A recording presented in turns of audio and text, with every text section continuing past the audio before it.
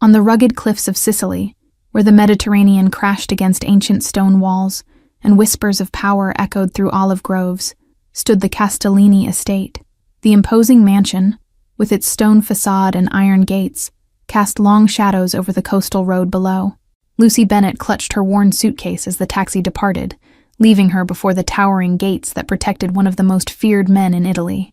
The wind carried the scent of salt and jasmine as she pressed the intercom, her heart hammering against her ribs. Salvatore Castellini's reputation preceded him, a man who controlled half of Sicily's underworld, yet couldn't control the fate that had befallen his only son. The stories of his ruthlessness were legendary, but whispers of his grief for his lost wife and blind child had reached even Lucy's small village. The gates swung open with an ominous creak, revealing a pathway lined with cypress trees leading to the mansion. Lucy had applied for the position out of desperation, needing both the money and escape from her own painful past as a nursing student who had lost everything. An elderly housekeeper named Mrs. Ricci met her at the massive wooden doors, her face a map of wrinkles and suspicion. "You're the new caretaker for the boy?" she asked, eyeing Lucy's modest clothes and the medical reference books peeking from her bag. The interior of the mansion felt like a museum, priceless art adorning walls, marble floors that echoed every footstep, and furniture that looked untouched for years. The wealth on display made Lucy's modest upbringing seem even more distant as she followed Mrs. Ricci through the cavernous halls. "The master rarely leaves his office except to check on the boy," Mrs. Ricci explained in hushed tones, leading Lucy up a grand staircase. "Dr. Barone comes twice weekly for treatments and examinations. You are not to interfere with his work." They paused outside a heavy oak door, and Mrs. Ricci's voice dropped even lower. "The previous 3 caretakers lasted less than a month. The boy's condition is challenging, and the master expects perfection in his care." Lucy steeled herself as the door swung open to reveal a nursery shrouded in darkness, heavy curtains blocking all natural light. In the center sat an ornate crib, where a small boy, no more than 2 years old, lay motionless beneath a mobile he couldn't see. The room smelled of medication and disinfectant, clinical and cold, despite the expensive toys lining shelves that would never be properly seen or played with. A monitoring system blinked in the corner, recording every sound and movement in the sterile environment. Salvatore Castellini emerged from the shadows beside the crib, his tall frame and sharp features softened only by the gentle way he touched his son's dark curls. His eyes, when they met Lucy's, contained a coldness that made her breath catch in her throat. "This is Antonio," he said, his voice surprisingly soft for a man who commanded fear throughout Sicily. "My son has been blind since shortly after his mother died giving birth to him. A cruel twist of fate that the doctors cannot explain or fix." Mrs. Ricci handed Lucy a thick binder containing the child's medical history, medication schedules, and care instructions. "Memorize this tonight," she instructed, her tone leaving no room for questions or mistakes in the rigid routine. As Lucy approached the crib, something unexpected happened. The boy's head turned slightly toward the sound of her footsteps. His eyes, though unfocused, seemed to track the movement for just a fraction of a second before stillness returned. That night, Lucy pored over Antonio's medical files by lamplight in her small quarters adjacent to the nursery. The diagnosis seemed concrete: congenital blindness exacerbated by neurological complications, requiring regular sedatives to prevent distressing episodes. The morning routine began at precisely 6, with medication administered before the child even fully awoke. Lucy noticed how the small pills dissolved quickly in the warm milk, leaving behind a slightly bitter scent that made her nursing instincts prickle with unease. Dr. Barone arrived precisely at 9, his silver Mercedes purring up the driveway like a predatory cat. He carried an air of authority in his tailored suit and practiced smile, barely acknowledging Lucy as he conducted his examination behind closed doors. Through the slightly ajar door, Lucy observed how the doctor deliberately shined his penlight away from Antonio's eyes, while documenting no light response in his notes. The deliberate misdirection was subtle. A professional might miss it, if they weren't looking specifically for deception. When Salvatore entered to discuss his son's progress, Dr. Barone's demeanor shifted subtly, his shoulders straightening, his voice adopting a carefully measured tone of sympathetic authority. "The treatments are maintaining stability, but I'm afraid improvement remains unlikely." That afternoon, while Antonio napped and the medication levels in his system were lower, Lucy conducted her own quiet observations. She moved silently around the room, rearranging items and noting how the boy's head would occasionally turn toward louder sounds. During the evening bath, Lucy accidentally splashed water near Antonio's face, and his eyelids flickered, a reflexive response that shouldn't exist in someone with complete blindness. Her heart raced as she gently dried his face, mind whirling with possibilities and questions. After ensuring Antonio was asleep, Lucy slipped into the adjacent monitoring room, where feeds from the nursery cameras were displayed on multiple screens. She noticed something odd. Certain times of day were missing from the archived footage, particularly during Dr. Barone's visits. Salvatore found her reviewing the medication list later that evening, his sudden appearance making Lucy jump. "You have questions," he stated, rather than asked, his dark eyes studying her with an intensity that made the room feel smaller and the air thinner. "I just want to understand his condition better to provide the best care," Lucy replied carefully, aware that her suspicions, if unfounded, could cost her this job she desperately needed. His response to stimuli seems inconsistent with complete blindness. The subtle shift in Salvatore's expression, a flash of something between hope and fury, disappeared as quickly as it had come. "Dr. Barone has been treating my family for 20 years, he said, each word deliberate and weighted with unspoken warning. Through careful exploration of the mansion, Lucy discovered a hidden panel in the library containing surveillance equipment monitoring every room, including the doctor's private consultation area. The technology was sophisticated, belonging to someone paranoid or threatened. When Mrs. Ricci caught Lucy examining the nursery windows one afternoon, the elderly housekeeper hesitated before whispering. The last caretaker asked too many questions about the medications. She disappeared the next day, all her belongings left behind. While searching for clean linens, Lucy discovered a locked cabinet in the housekeeping closet, containing vials identical to Antonio's medication, but labeled differently, with warnings about sedative effects and optical suppression compounds not mentioned in his medical charts. The following morning, Lucy, accidentally, spilled Antonio's medication down the sink, replacing it with simple sugar water. Within hours, the difference was remarkable. The boy's movements became more coordinated, his head turning decisively toward sounds in the room. During his bath that evening, Lucy dimmed the lights rather than keeping them off entirely, noticing how Antonio's pupils contracted slightly in response to the faint illumination. Her nursing training confirmed what her instincts had suspected. This child was not completely blind. When she heard Salvatore's heavy footsteps approaching down the hall, Lucy quickly restored the darkness, her pulse racing with the dangerous knowledge she now carried. She was playing a perilous game in the home of a man known for eliminating problems permanently. "He seems more alert today," Salvatore observed, his voice carrying a note of question, as he studied his son's more animated movements. "Is there something different about his care routine that I should know about?" Lucy chose her words carefully, aware that cameras were recording their conversation. "I've been incorporating some gentle sensory stimulation techniques I learned during my nursing studies. They can help development even in children with visual impairments." That night, Lucy slipped into Salvatore's study while he was meeting with associates downstairs, quickly photographing financial documents that revealed monthly payments to Dr. Barone, far exceeding normal medical fees. The transactions were labeled Project Blackout.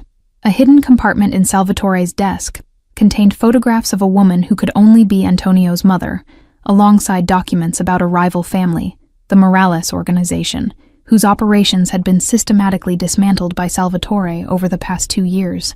As Lucy was replacing the files, a floorboard creaked behind her, and she turned to find Mrs. Ricci watching from the doorway.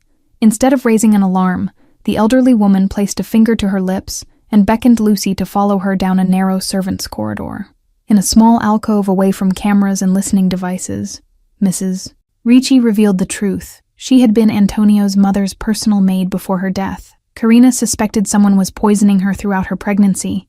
She left evidence for Salvatore, but it disappeared. Dr. Barone diagnosed her with paranoid delusions, Mrs. Ricci continued, her weathered hands trembling slightly. After she died in childbirth and the baby was diagnosed as blind, Salvatore was too broken by grief to question the convenient medical explanations. The next morning, Lucy noticed an unmarked car parked down the road from the estate, its occupants clearly conducting surveillance. She casually mentioned unusual traffic to Salvatore, who immediately increased security while studying her with renewed intensity. During Dr. Barone's next visit, Lucy placed a hidden recording device beneath the examination table, capturing the doctor's phone conversation after Salvatore left. The boy continues to respond to the treatment. Yes, keeping Castellini distracted with his son's condition is working perfectly. When she slipped back into the nursery that night to check on Antonio, Lucy found Salvatore standing in the darkness beside his son's crib. "Tell me," he said without turning, his voice deadly quiet, "what you believe is happening to my child." Lucy knew her next words might determine whether she lived or died, but Antonio's future hung in the balance. "I believe your son can see, Mr. Castellini," she said, stepping forward into the dim light, "and I believe someone has been deliberately keeping him in darkness." Salvatore's eyes darkened like storm clouds gathering over the Mediterranean, as Lucy's words hung in the air between them. For a moment that stretched into eternity, Lucy thought she had miscalculated, signed her own death warrant in the house of a man who had killed for less. "Explain," he commanded, his voice barely above a whisper, yet carrying the weight of imminent violence if her answer proved unsatisfactory. Lucy reached into her pocket and produced the recording device, playing Dr. Barone's damning conversation.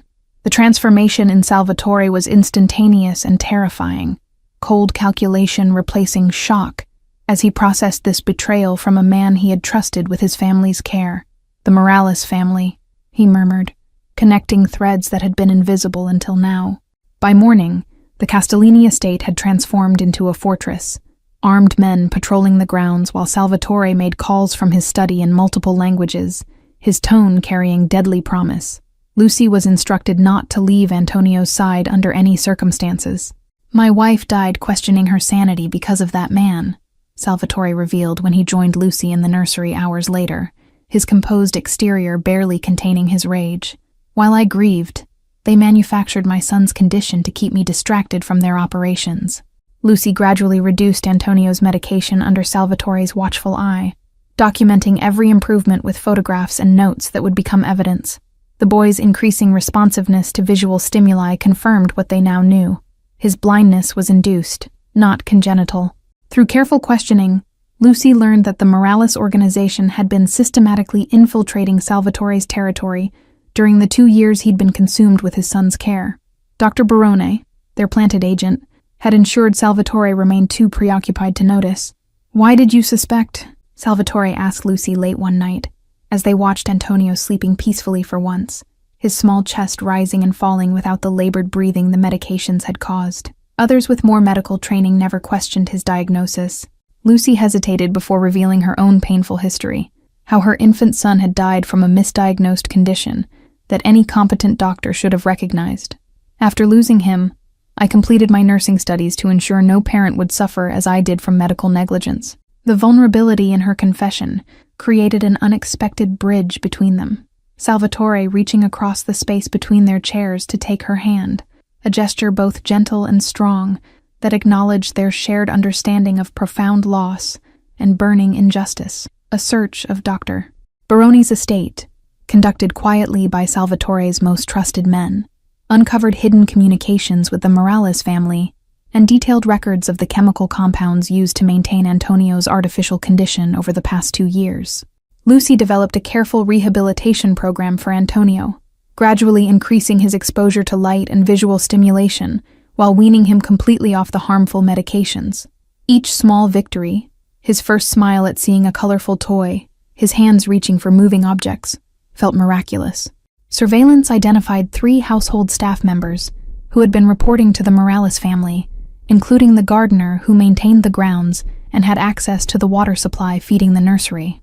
The infiltration was more extensive than Salvatore had initially feared.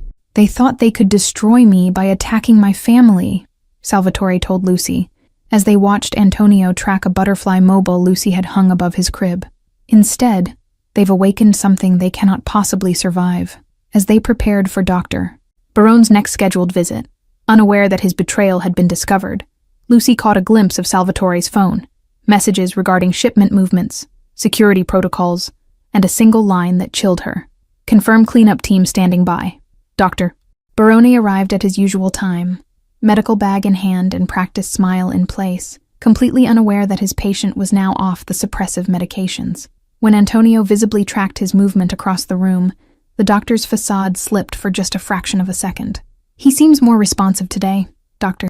Barone noted casually, his fingers tightening almost imperceptibly around his pen. as he reached for Antonio's medication chart. "Perhaps we should adjust his dosage to prevent overstimulation." Lucy stood her ground beside the crib, her body language making it clear she would not be leaving the room during this examination. "Actually, he's been showing remarkable improvement since we began the new sensory integration techniques I mentioned last week." Salvatore entered silently, closing the door behind him with deliberate care that made Dr. Barone's head snap up in alarm. "My son appears to be recovering from his blindness, doctor," Salvatore said, his tone conversational despite the deadly intent in his eyes. What followed was a masterclass in controlled interrogation, Salvatore circling the increasingly nervous doctor, presenting evidence piece by piece while Lucy documented every confession, every desperate explanation, every attempt to shift blame to the Morales family. "They approached me 2 years ago, Doctor," Barone finally admitted, sweat beading on his forehead as Salvatore's patience visibly thinned. "They knew about financial problems I was hiding, gambling debts that would have destroyed my reputation and practice. And the doctor's confession revealed an elaborate scheme. Carina Castellini had indeed been slowly poisoned during pregnancy, not enough to kill her, but enough to weaken her and create complications during childbirth. Her death had been the unintended consequence of their plan. Antonio was meant to be the perfect distraction, a son with special needs requiring Salvatore's attention and resources, while the Morales family systematically targeted his business operations. The medications had kept the child docile and visually impaired, but otherwise unharmed. Lucy watched as something dangerous and primal surfaced in Salvatore's expression, his hands flexing at his sides in a way that made Dr. Barone shrink back against the wall. "Please," the doctor whimpered. "I have a family, children of my own." "As did I," Salvatore interrupted, his voice terrifyingly soft. "A wife who died questioning her own mind, and a son who has spent 2 years in darkness because of you." Instead of the violent retribution Lucy expected, Salvatore simply opened the door and nodded to his waiting security team. "Take the doctor to the boathouse. Ensure he's comfortable while we verify the details of his story and the extent of his involvement." That night, as a storm rolled in from the sea and lightning illuminated the nursery in brief, brilliant flashes, Lucy found herself drawn to Salvatore as he stood watching the tempest from the window. The shared crusade to save his son had created an undeniable connection between them. "You risked everything to help Antonio," Salvatore said quietly, turning to face her with an expression she had never seen on his face before. Vulnerability beneath the strength, gratitude tangled with something deeper and more dangerous than either should acknowledge. Lucy's response died in her throat as gunshots echoed from the direction of the boathouse, followed by the sound of vehicles approaching the main gate at high speed. Salvatore moved with practiced efficiency, locking the nursery door and retrieving a hidden weapon from a panel beside the window. "It seems the doctor managed to alert his employers," he said grimly, checking the ammunition before handing Lucy a small pistol from the same hidden compartment. "Take Antonio to the panic room behind the bookcase in my study. You'll find everything you need there." Lucy raced through the mansion with Antonio clutched tightly to her chest, the sound of gunfire and breaking glass creating a terrifying soundtrack to their flight. The boy, sensing her fear, remained remarkably quiet, his small hands gripping her shirt as they navigated the darkened hallways. The study door was ajar when they reached it, stopping Lucy in her tracks as every instinct screamed of danger. A shadow moved inside the room, too small to be Salvatore, too deliberate to be a frightened staff member seeking shelter from the attack. She backed away silently, changing course toward the kitchen where she knew a service elevator led to the wine cellar, another secure location Salvatore had mentioned during their contingency planning. Antonio's eyes widened at the flashes of light visible through the windows they passed. The kitchen was empty, but showed signs of hasty abandonment, a pot still bubbling on the stove, a knife embedded in a cutting board mid-preparation. Lucy grabbed the knife with her free hand as she punched the elevator call button, hearing footsteps approaching from the dining room. A man appeared in the doorway, not wearing the Morales family's signature navy suits, but tactical gear, with no identifying markers. Professional mercenaries, not family soldiers, which meant this operation was being conducted with deniable assets to protect the Morales name. "The child doesn't need to be harmed," the man said in accented English, holding his weapon steadily trained on them. "Our employer simply requires leverage to ensure Castellini's cooperation in certain business arrangements."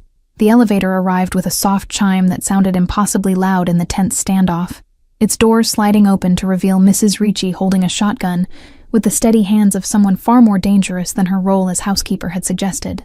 The mercenary fell before he could turn toward the new threat. Karina's family was in protection before she married Salvatore, Mrs. Ricci explained as she ushered Lucy and Antonio into the elevator. I was assigned to watch over her, a duty I failed in life but will not abandon in death. The wine cellar had been converted into a secure bunker with reinforced walls, communication equipment, and enough supplies to last weeks if necessary. Mrs. Ricci sealed the heavy door behind them just as an explosion rocked the mansion above, dust sifting down from the ceiling. Through the security monitors, they watched as Salvatore's men engaged the intruders in a coordinated defense that spoke of long preparation for just such an attack. Salvatore himself moved through his home like an avenging spirit, deadly and efficient in protecting what was his. Antonio, now fully alert in this crisis, stunned them both by pointing at the monitor showing his father and clearly saying "Papa," his first word, emerging in this moment of chaos to confirm what they had suspected. His cognitive development had been suppressed but not destroyed by the medications. The battle for the Castellini estate raged for hours, the tide turning when reinforcements arrived from Salvatore's allies in neighboring territories. By dawn, the remaining attackers had been captured or driven back, leaving behind their dead and a mansion scarred by violence. When Salvatore finally reached the wine cellar, he was bloodied but unbowed, his expression transforming from grim determination to wonder as Antonio reached for him with perfect visual tracking. The boy's second word, "Papa si," brought the fearsome Mafia boss to his knees in tearful astonishment. The captured mercenaries revealed under interrogation that Fernando Morales himself had ordered the assault after learning of Dr. Barone's capture, fearing the doctor would reveal the full extent of their operation to undermine Castellini's empire while using his son as emotional leverage. In the aftermath, as workers began repairs on the damaged mansion and security protocols were enhanced, Salvatore made a decision that surprised even his closest associates. Antonio needs specialized care to recover fully, he announced, care that cannot be provided while we remain under threat. Within 24 hours, Salvatore's private jet departed Sicily with Lucy, Antonio, Mrs. Ricci, and a security detail bound for a private medical facility in Switzerland. The exclusive clinic, nestled among snow-capped mountains and pristine lakes, specialized in rehabilitation for neurological conditions. The team of specialists assembled to treat Antonio represented the best in their fields: neurologists, ophthalmologists, and developmental therapists working together to assess the damage from 2 years of chemical suppression. Their initial prognosis was cautiously optimistic, but emphasized the critical window for intervention. The lead ophthalmologist, Dr. Keller, conducted specialized tests revealing Antonio's retinas had suffered minor scarring from the prolonged chemical exposure. She developed a custom treatment protocol involving gentle light therapy and specialized eye exercises to strengthen the damaged tissue. During the first week, Antonio experienced severe headaches as his visual system awakened from its forced dormancy. Lucy stayed by his bedside through these painful episodes, singing Sicilian lullabies she had learned from Mrs. Ricci to comfort him through the worst moments. The clinic's security team, hand-picked veterans from Salvatore's most trusted circle, established an impenetrable perimeter around the medical facility. Their presence, while reassuring, created tension with the Swiss medical staff unaccustomed to armed guards in their peaceful sanctuary. Each evening, Lucy documented Antonio's progress in a leather-bound journal, recording every new word, each color he could identify, and how far across the room he could track moving objects. These meticulous notes became not just medical records, but the chronicle of a miracle unfolding day by day. His visual pathways are intact, the lead neurologist explained during their first consultation, pointing to brain scans displayed on multiple monitors. The compound suppressed function rather than causing permanent damage, but we must act quickly to establish proper neural connections. While Antonio underwent his initial treatments, Salvatore remained in constant communication with his operations in Sicily, orchestrating a methodical dismantling of the Morales organization. Each day brought news of another warehouse seized, another lieutenant arrested, another financial account frozen. Lucy found herself in an unexpected role, not just Antonio's caretaker, but an essential part of his treatment team, her observations and nursing background providing valuable insights that even the specialists hadn't considered. The boy responded to her with a trust that accelerated his progress. "He recognizes colors now," Lucy told Salvatore one evening as they watched Antonio sleeping peacefully in his hospital room. the mountain moonlight casting gentle shadows across his face. The doctors say it's remarkable how quickly his brain is forming new pathways. Salvatore's hand found hers in what had become a familiar gesture between them, his calloused fingers intertwining with her own, in silent acknowledgement of their shared journey. "You gave my son back his sight," he said, his voice rough with emotion rarely displayed. The peaceful interlude at the clinic shattered 1 week into their stay when the head of security burst into Salvatore's temporary office with urgent news. "Fernando Morales has taken control of your northern territories," he reported. "He's demanding your return to negotiate terms." A video call confirmed the intelligence. Fernando Morales, elegant in his tailored suit despite the underlying cruelty in his eyes, smiling from behind Salvatore's own desk in Sicily. "Your son for your empire," he proposed silkily. "A fair exchange between businessmen." Salvatore's response was measured, betraying none of the rage Lucy could see building behind his controlled expression. "You mistake my absence for weakness," he replied, a common error among those who will not live to make another. After ending the call, Salvatore faced an impossible choice: return to Sicily to defend his territories and risk Antonio's recovery, or remain in Switzerland protecting his son while watching his empire crumble. The burden of leadership had never weighed more heavily on his shoulders. "I can continue Antonio's treatment protocols," Lucy offered, as they discussed options late into the night. "The doctors have trained me in the essential therapies, and Mrs. Ricci can help maintain security while you address this threat." The proposal met fierce resistance from Salvatore, who paced the length of their private suite like a caged predator. "Morales knows about you now," he countered, running a hand through his dark hair. "You've become a target by association with my family." A compromise emerged by morning. Salvatore would return to Sicily with half the security detail, while Lucy and Antonio would be moved to a different facility with falsified records and new identities. The separation was necessary but felt like physical pain as they said their goodbyes. "I will find you when it's safe," Salvatore promised, his forehead pressed against Lucy's in a moment of rare vulnerability, before he straightened, once again becoming the feared Mafia boss with a reputation for ruthless efficiency. "Keep our son in the light." As Salvatore's jet disappeared into the clouds, Lucy held Antonio close, whispering promises of safety and reunion that she prayed she could keep. The boy watched the sky long after the plane had vanished, as if his newly functioning vision could somehow keep his father in sight. Lucy and Antonio's new sanctuary was a remote chateau in the French countryside, owned by a former associate of Salvatore's late wife. The sprawling estate provided both security and space for Antonio's continuing therapies, away from prying eyes and potential threats. The daily routine they established focused entirely on Antonio's recovery. Mornings devoted to visual stimulation exercises, afternoons to language development, and evenings to physical therapy, to address the muscle weakness from years of induced lethargy. Every day brought measurable progress that Lucy documented meticulously. News from Sicily reached them through secure channels, cryptic updates on Salvatore's calculated offensive against the Morales organization. His strategy was deliberate and devastating, targeting their financial infrastructure rather than engaging in open warfare that might attract law enforcement attention. Antonio spoke more each day, his vocabulary expanding exponentially, as if making up for lost time. "When Papa come?" became his most frequent question, always accompanied by a solemn study of the horizon, as if expecting Salvatore to appear at any moment. The chateau's caretaker, an elderly Frenchman named Girard, who had once been Salvatore's father's driver, taught Antonio to play chess on a hand-carved set in the library. The boy's strategic thinking proved remarkably advanced for his age, suggesting the medications had suppressed but not damaged his cognitive abilities. 2 months into their protective exile, Mrs. Ricci intercepted a delivery man at the gates whose identification didn't match their approved vendor list. The subsequent security sweep discovered sophisticated surveillance equipment hidden in the groceries. Their location had been compromised.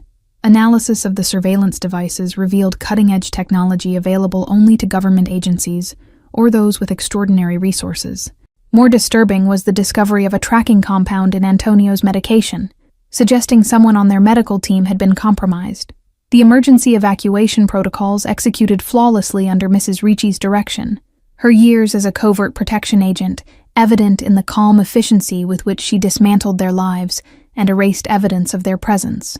Within hours, the chateau appeared abandoned for months, rather than minutes.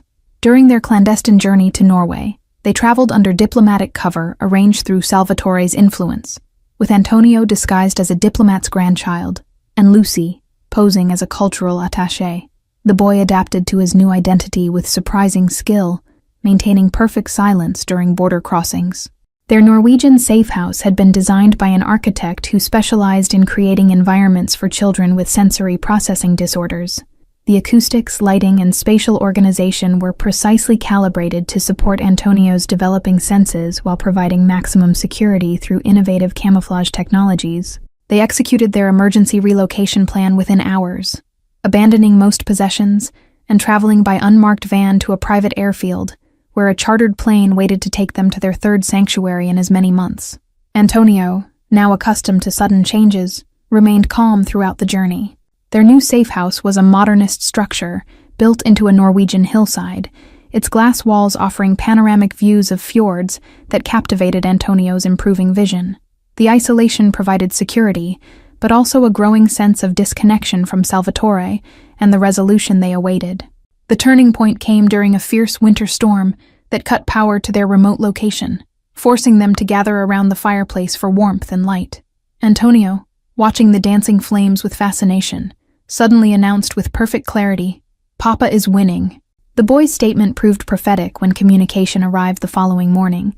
Salvatore had orchestrated a masterful trap, using deliberately leaked information about a vulnerable shipment to lure Fernando Morales into personally overseeing an attack that led to his capture.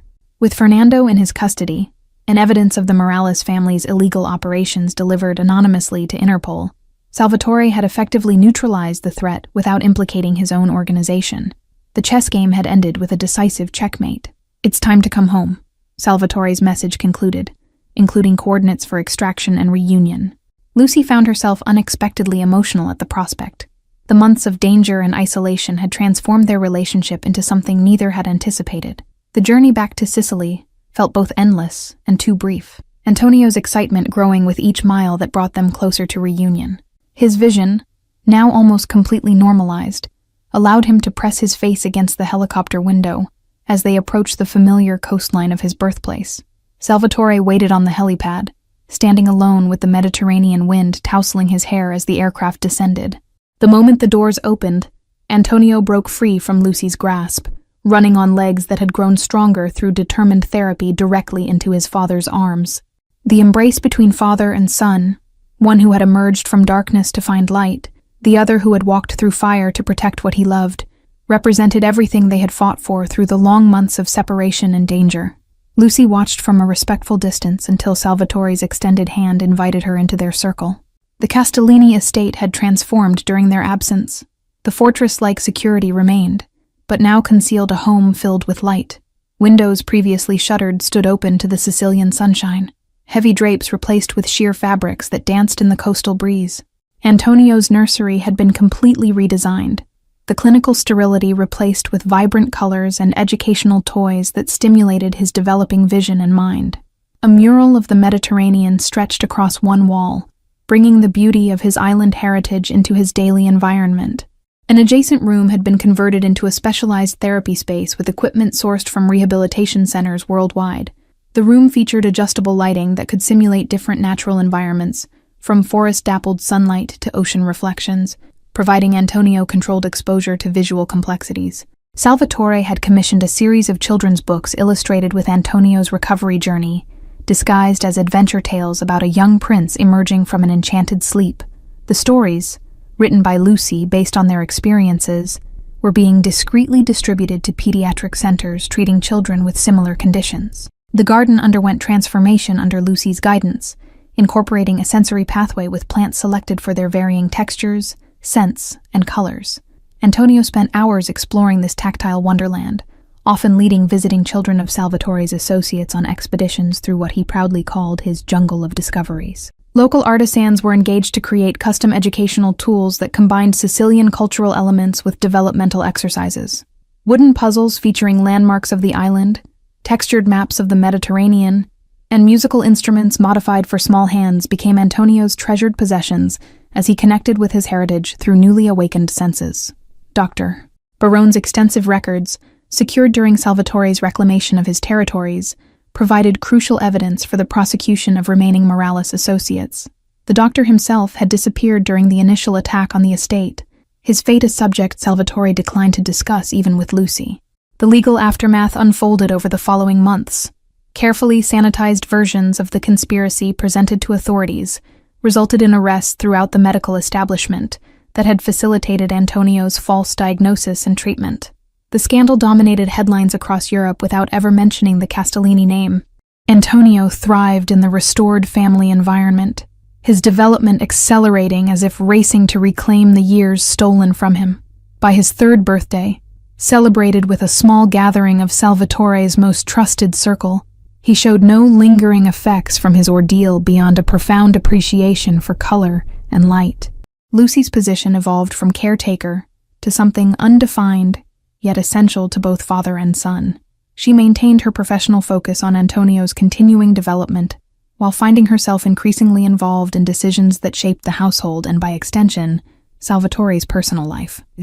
"You could leave now," Salvatore observed one evening as they watched Antonio chasing fireflies in the garden, his laughter carrying on the warm night air. "Your nursing credentials, enhanced by your work with Antonio's recovery, would open doors at any pediatric facility in Europe." The question beneath his statement hung unspoken between them, a rare uncertainty from a man accustomed to commanding rather than asking. Lucy's answer came not in words, but in the deliberate way she remained beside him, her hand finding his in what had become their private language of commitment. The proposal, when it finally came weeks later, reflected Salvatore's dual nature, the tender father and the powerful Don. "My son needs a mother," he began pragmatically, before vulnerability crept into his expression, "and I find myself unable to imagine a future without you in it." The ring he offered carried historical significance, not his late wife's, which would have haunted their beginning, but his grandmother's emerald that had been given in a love match that defied family expectations and flourished despite the dangers of their world. Their wedding was a quiet affair by Mafia standards, attended only by those who had proven their loyalty during the darkest days of their struggle. Mrs. Ricci, now formally acknowledged as Antonio's godmother, wept openly as Lucy walked toward Salvatore in the estate's private chapel. Antonio, resplendent in his miniature suit and newly appointed role as ring-bearer, watched the ceremony with perfect visual clarity and emotional understanding beyond his years. "We family now," he announced with satisfaction during the reception, his simple declaration earning approving nods from Salvatore's hardened associates. The inevitable questions about Lucy's past, and the loss that had initially driven her to the Castellini estate, found resolution through Antonio's foundation, an organization established in her first son's memory to provide specialized medical care for children from disadvantaged backgrounds. Salvatore's business operations underwent subtle but significant changes in the months following their marriage, legitimate enterprises receiving greater focus and resources, certain territories and activities quietly divested.